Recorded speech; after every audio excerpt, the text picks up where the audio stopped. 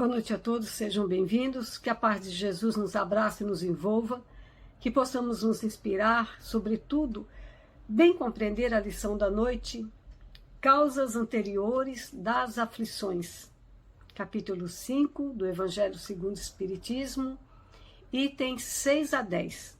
Esse capítulo 5 é aquele que trata bem-aventurados os aflitos.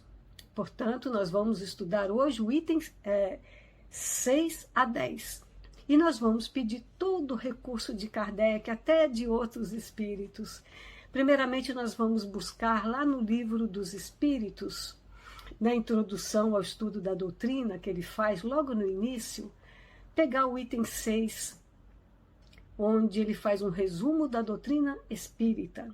E ele escreve o seguinte sobre os espíritos em relação à vida material.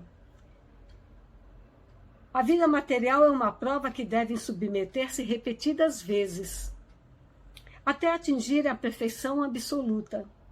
É uma espécie de peneira ou depurador, de que eles saem mais ou menos purificados.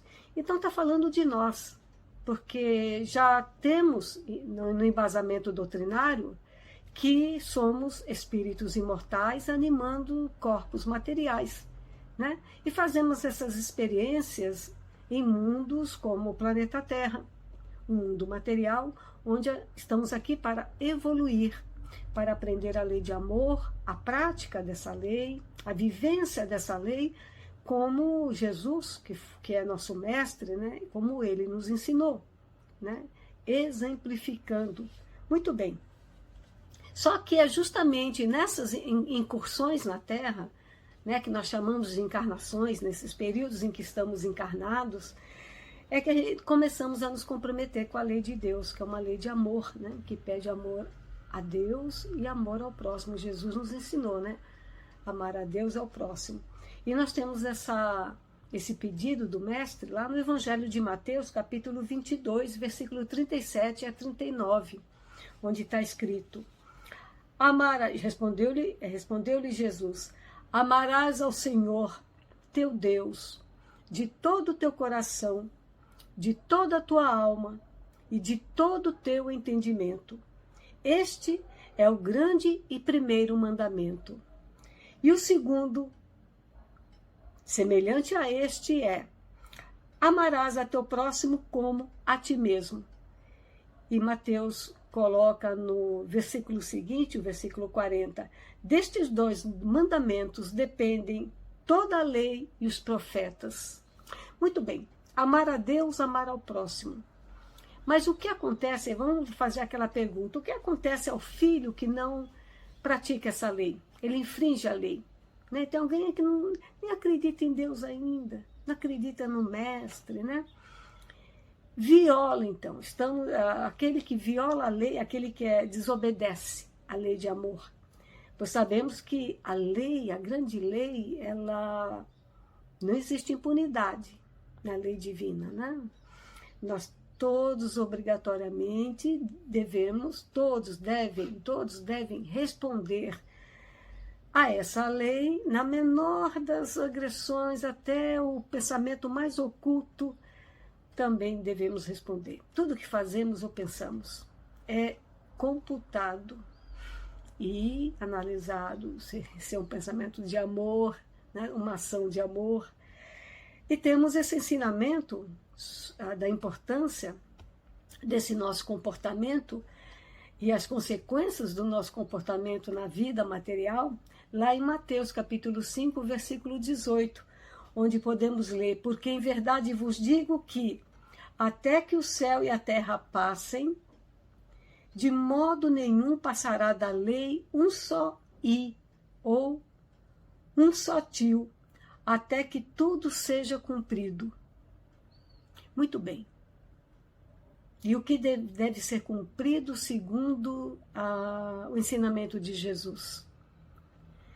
O mesmo que a doutrina espírita ensina, que é o aperfeiçoamento moral do nosso ser, até que cheguemos à categoria de espíritos puros, porque já teremos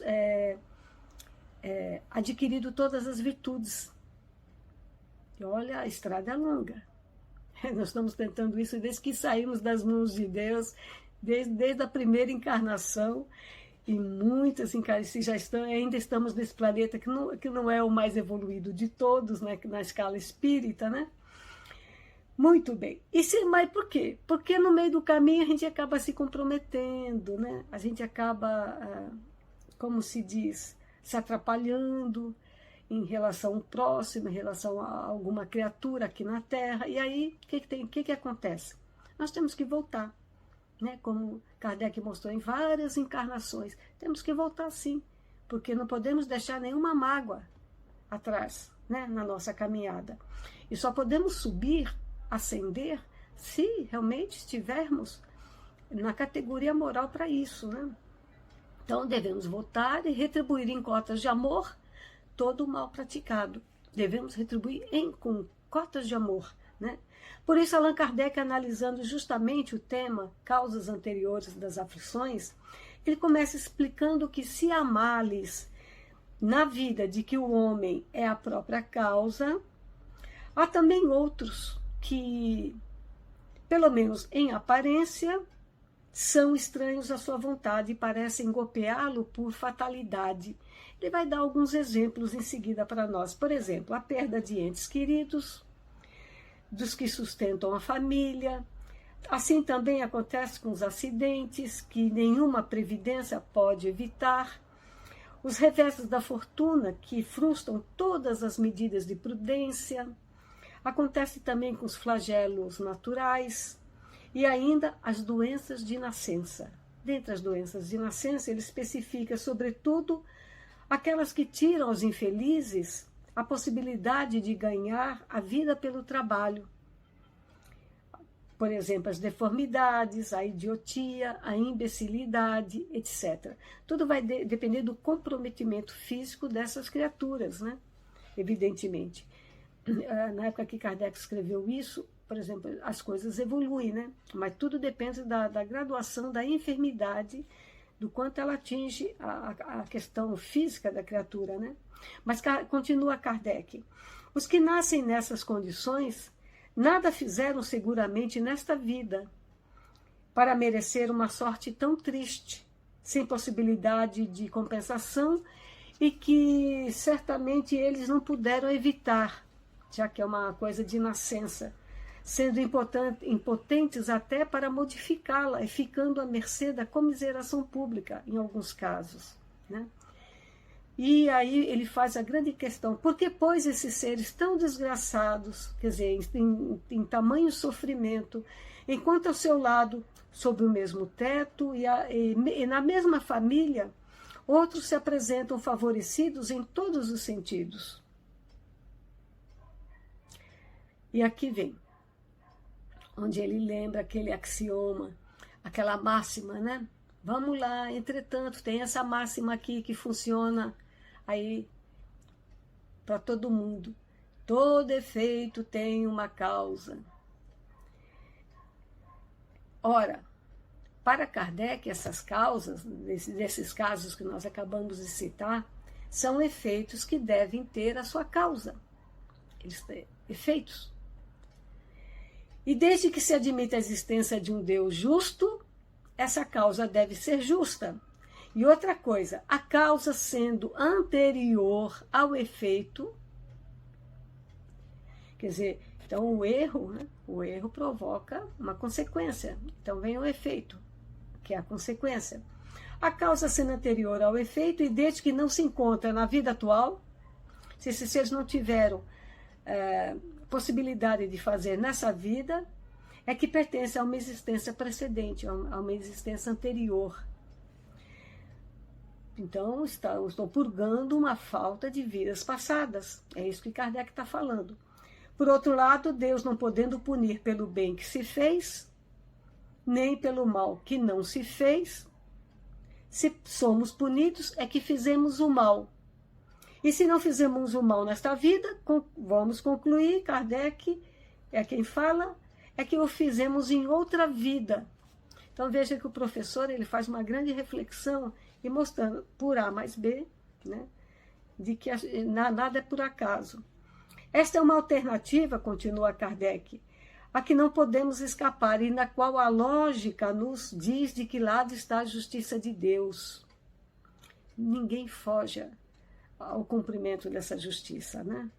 O homem não é, portanto, punido sempre ou completamente, lembra Kardec, ou completamente punido na sua existência presente, mas jamais escapa às consequências de suas faltas. Então, é aquela coisa, a falta foi realizada em outra vida e estamos hoje nessa, pode ser mesmo a pedido nosso, pedindo, orando a Deus a oportunidade de nos redimir em relação àquele erro, né? Aí alguém pode falar, mas tem gente ruinzinha que está bem, que parece que está, poxa vida, né? Parece que nada atinge a esses danados. Gente, a prosperidade do mal, ensina o Evangelho, é apenas momentânea. E se ele não espia hoje, espiará amanhã. Pois aquele que sofre está sendo submetido à expiação do seu próprio passado. Então, nós estamos encontrando seres que já estão nessa encarnação espiando o seu passado. E aquele que a gente vê fazendo coisa ruim, parece que nada os atinge, não, estará certamente espiando numa vida futura. A desgraça, então, escreve Kardec, à primeira vista parece imerecida, tem, portanto, a sua razão de ser, e aquele que sofre pode sempre dizer, perdoai-me, Senhor, porque pequei. Podemos dizer, perdoai-me, Senhor, porque errei, né? Não me comprometi com a vossa lei de amor, né? Me bati contra essa lei de amor. E continua Kardec, os sofrimentos produzidos por causas anteriores são sempre como os decorrentes de causas atuais, uma consequência natural da própria falta cometida. Então, seja a falta, seja ela feita hoje, ou seja, ela tenha sido feita numa encarnação anterior, haverá sempre uma consequência, né? Quer dizer que, em virtude de uma rigorosa justiça distributiva, porque Deus nos concede, ele não pede o cumprimento de todas as nossas faltas, os nossos erros numa única encarnação. Nem daria, não haveria uma soma de uma vida tão longa assim para... É impossível uma vida tão longa para nos quitar com a lei dessa forma, para nos purificar numa única encarnação. Primeiro que nós temos que aprender bastante coisa, né? E cada encarnação nos permite uma área nova, uma experiência nova, bonita. A vida é uma coisa muito linda, gente. Nós temos que olhar essa grande oportunidade que Deus nos dá, né? A justiça distributiva. O homem sofre aquilo que fez os outros sofrerem, né? Por isso que ele vai distribuindo, porque são vários os seres que a gente às vezes ofende, que a gente não se dá bem, e que nós somos irmãos e temos que nos amar. A lei é de amor. Ah, eu não gosto e vou ficar longe. Não, a lei é de amor, é união. E aí, mas enquanto a gente não consegue isso, esse grande amor, essa grande união, ele dá um exemplo lá no Evangelho do que acontece com algumas criaturas. Se ele foi duro e desumano, o que vai acontecer? Poderá, por sua vez, ser, por sua vez, tratado com dureza e desumanidade numa encarnação posterior. Se foi orgulhoso, poderá nascer numa condição humilhante. Se foi avarento, egoísta ou se empregou mal a fortuna, poderá ver-se privado do necessário. Aquela prova da miséria, difícil. Né? Se foi mau filho, poderá sofrer com os próprios filhos. E assim por diante. Né? É dessa maneira, continua Kardec, que se explicam pela pluralidade das existências. Olha que coisa bonita que Deus distribui e nos permite de vida em vida. Né? Quem quiser acelerar, pagar assim uma cota maior, pode também, se conseguir dar conta, né? Pela pluralidade das existências e pelo destino da Terra, vamos lembrar, como um mundo expiatório que é, se explicam as anomalias da distribuição da felicidade e da desgraça, porque um nasceu assim, o outro nasceu de uma forma diferente, entre os bons e os maus neste mundo. Mas todos estão dentro de uma rigorosa lei do amor, porque todos nós somos muito amados, gente, todos. Essa anomalia, então, é apenas aparente, né? Puxa, por que isso acontece? Porque só encaramos o problema em relação à vida presente. Nós temos que, segundo Kardec, quando nos elevamos pelo pensamento de uma maneira a abranger uma série de existências, compreendemos que a cada um é dado o que merece, né? Sem prejuízo do que lhe cabe no mundo dos espíritos, e que a justiça de Deus nunca falha. O homem, continua Kardec, não deve esquecer-se jamais de que está no mundo inferior, né? Nós estamos no mundo de provas e expiações. Nós temos atrás de nós os mundos primitivos e temos à nossa frente os mundos de regeneração. Está no mundo inferior, onde só é retido pelas suas imperfeições. Então façamos o bem, amemos, vamos perdoar, vamos fazer a caridade para poder encarnar em mundos melhores, onde não existe tanta violência, não existe tanta dor, né, sofrimento. A cada vicissitude, continua Kardec, deve lembrar-se que se estivesse num mundo mais avançado, não teria de sofrê-la, quer dizer, sofrer essas provas. E que dele depende do homem não voltar a este mundo desde que trabalhe para se melhorar. Muito fácil de compreender, né? E aí nós vamos pedir a nossa ajuda da Joana de Andes, lá no livro Libertação do Sofrimento, que tem a psicografia do nosso querido Divaldo Pereira Franco. O grande Divaldo, que está bem idoso, está firme e forte. Diz a nossa Joana: a Mãe Terra é, portanto, o berço generoso, por onde todos os espíritos que se lhe vinculam ascendem. Todos que estão aqui ligados à Terra sobem um dia, quer dizer, evoluem, né? A outros mundos, ascendem a outros mundos mais felizes, quer dizer, vão para mundos melhores, após as conquistas que lhes são propiciadas. E olha, Deus... todos têm a oportunidade de fazer o bem, gente. Todos nós temos, a lei de amor está lá nos envolvendo. Por tratar-se, continua Joana, de um planeta de provas e de expiações, na sua programação evolutiva ainda predomina o sofrimento. Então o sofrimento está dentro da nossa categoria de mundos, que se manifesta de variadas formas, algumas até terríveis, né? Convidando o aprendiz à mudança de atitudes em relação ao seu processo de crescimento. Quer dizer, façamos o bem, vamos amar para poder viver numa situação melhor, até num mundo melhor. Mas Kardec, no Evangelho, na análise dessa lição, ele faz ainda uma ressalva, uma advertência, uma querida observação. Não se deve crer, entretanto, que todo sofrimento que se encontra aqui, porque se passa nesse mundo, seja necessariamente um indício de uma determinada falta. Trata-se frequentemente de simples provas escolhidas pelo Espírito para acabar a sua purificação e acelerar o seu adiantamento. Então o Espírito pede certas experiências para poder acelerar o seu crescimento, né? Experiências às vezes assim doloridas, né? Para estar se experimentando.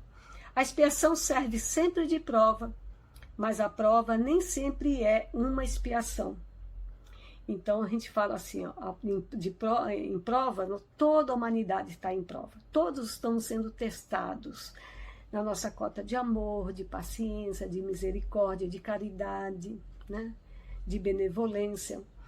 Mas em expiação estão alguns, né? E por isso ele fala, mas provas e expiações são sempre sinais de uma inferioridade relativa, pois aquele que é perfeito não precisa ser provado. O importante agora, para finalizar nosso estudo, é que enquanto estamos aqui, na grande escola terrestre, na grande escola que é o planeta Terra, devemos ter aquela lembrança do adorável incentivo do apóstolo Pedro na sua primeira epístola universal, capítulo 2, versículo 2, quando ele escreve: desejai como meninos recém-nascidos o puro leite espiritual, a fim de por ele crescerdes para a salvação. Esse leite espiritual é a lei de Deus. Nós temos que buscar esse leite espiritual.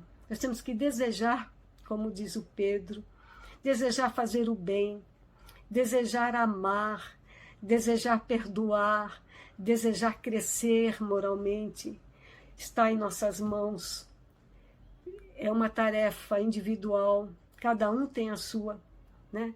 Ninguém está isento dessa experiência, dessa tarefa. Desde que fomos criados para poder caminharmos a Deus, né? Fomos criados simples e ignorantes do mal, mas fomos conhecendo as coisas dos planetas materiais e acabamos nos envolvendo, né, em situações não muito, que não estavam muito dentro da lei. E aí estamos aí tentando nos quitar com essa lei, nos quitar em relação a algum companheiro de jornada. E aqui ficamos cheios de aprendizado, né, que Kardec nos trouxe, Joana completou, e o próprio Cristo veio trazer muito antes para nós, para toda a humanidade.